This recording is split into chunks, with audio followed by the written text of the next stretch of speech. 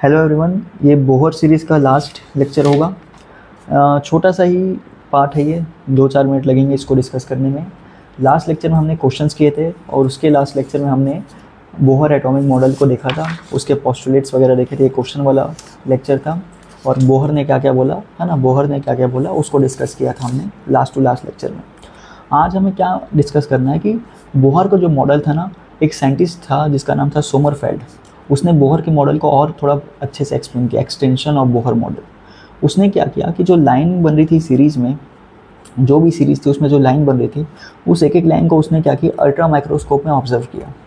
Ultra microscope में observe किया तो उसने देखा कि वो जो एक लाइन थी ना, वो मल्टीपल लाइन्स में और स्प्लिट हो गई थी। 3 लाइन, 4 लाइन, 5 लाइन, या एक लाइन से ज़्यादा इस लाइन में और स्प्लिट हो गई अल्ट्रा माइक्रोस्कोप में। अब एक लाइन से ज़्यादा लाइन में अगर वो स्प्लिट हो गई, इसका मतलब क्या है कि हर लाइन की अलग वेवलेंथ होगी, फ्रीक्वेंसी होगी, मतलब अलग एनर्जी होगी। और भैया बोहर ने तो क्या बोला था, बोहर को बुलाया फिर उसने सोमरफेल्ड ने, और बोला कि आपने तो बोला था एक शेल में अगर इलेक्ट्रॉन है तो उसकी जो एनर्जी होगी वो कांस्टेंट होगी, है ना। एक शेल में इलेक्ट्रॉन है तो उसकी एनर्जी जो कांस्टेंट होगी। पर यहाँ पे तो खेल ही दूसरा चल रहा है। यहाँ पे लाइन स्प्लिट हो रही है, मतलब हर इलेक्ट्रॉन जब लाइट एमिट किया होगा तो अलग अलग फ्रिक्वेंसी की लाइट एमिट कर रहा है, मतलब उसकी एनर्जी अलग अलग होगी। ये बात उसने बोली। तो बोहर ने बोला आई डोंट नो, अब आप ही कर लीजिए जो आपको करना है। तो सोमरफेल्ड ने क्या बताया उसके बाद, जो शेल होती है ना, शेल के अंदर सबशेल्स होती है, और सबशेल्स में अगर इलेक्ट्रॉन है एक से ज़्यादा तो उनकी जो एनर्जी होगी सेम होगी, ठीक है। तो और फिर उससे सोमरफेल्ड से 2 बातें पूछी गई। सबशेल होती है, जैसे बोहर ने बता दिया कि शेल नंबर 1 है, शेल नंबर 2 है, 3 है, 4 है। एक शेल में कितनी सबशेल्स होती है, अगर वो उससे पूछा गया सोमरफेल्ड से, तो उसने बोला कि जितना सेल नंबर होता है ना, उतनी ही आपकी उस सेल में सब सेल होंगे। जैसे फर्स्ट वाले सेल में आपकी 1 सब सेल होगी, सेकंड वाले सेल में आपकी 2 सब सेल होंगी, थर्ड वाले सेल में आपकी 3 सब सेल होगी, फोर्थ वाले में 4 होगी, एंड सो ऑन। फिर सेकंड बात उससे पूछी गई सोमरफेल्ड से कि सब सेल तो बता दिया कितना नंबर होगा। जैसे शेल का नंबर शेप जो होता है स्पेरिकल होता है, सब शेल का क्या शेप होता है भैया।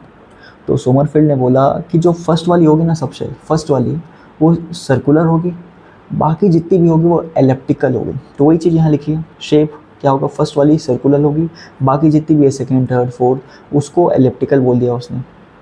तो एक क्वेश्चन है वैसे ही सोमरफेल्ड से ही, नंबर एंड शेप ऑफ सब सेल, ठीक है, इन शेल नंबर 3। तो इसको कैसे करेंगे, शेल नंबर 3 है मतलब सब शेल कितनी हो गई, सब शेल्स कितनी हो गई 3। शेप क्या हो जाएगा, फर्स्ट वाली का सर्कुलर, मतलब एक सर्कुलर हो गई, फिर बची कितनी, 2 बची, क्योंकि 3 सब शेल है, एक वाली एक सर्कुलर हो गई, बाकी 2 बची, 2 आपकी एलिप्टिकल हो जाएगी।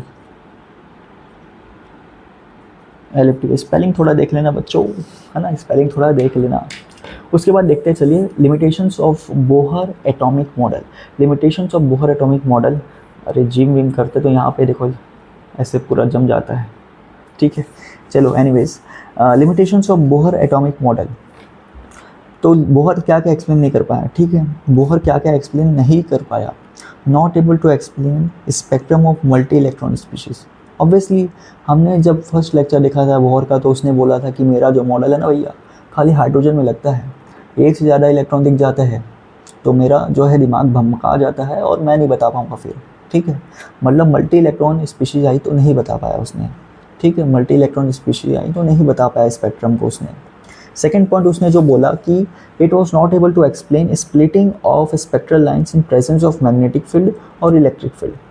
उसने क्या किया, ये जो लाइंस थी ना, ये लाइंस को उसने क्या किया, इलेक्ट्रिक फील्ड रख दिया इस लाइंस के सामने तो वो स्प्लिट और होना चालू हो गई, या फिर उसने मैग्नेटिक फील्ड रख दिया तो भी स्प्लिट होना चालू हो गई। तो ये फिनोमिना को वो एक्सप्लेन नहीं कर पाया कि ऐसा क्यों हो रहा है। तो जब मैग्नेटिक फील्ड स्प्लिट हो जाती थी, मैग्नेटिक फील्ड रखने से लाइट जो है स्पेक्ट्रम जो स्प्लिट हो जाता था उसको उसने बोला जीमन इफेक्ट, और इलेक्ट्रिक फील्ड में बोलते हैं उसको स्टार्क इफेक्ट, ठीक है। ये कुछ पॉइंट है, थ्योरेटिकल पॉइंट्स, स्टेटमेंट बन सकता है इससे, बस देख लो, स्कूल में लिखने के काम आता है, पूरा मैडम को लिखना, आपको पूरे नंबर देंगे आपको। Limitation of Bohr atomic model. Third point है, he was not able to explain dual nature of matter. अब इसको हम लोग आगे आने वाले लेक्चर में देखेंगे, डी ब्रॉय के नेचर में, कि he was not able to explain dual nature of matter, ये और क्या है, ठीक है।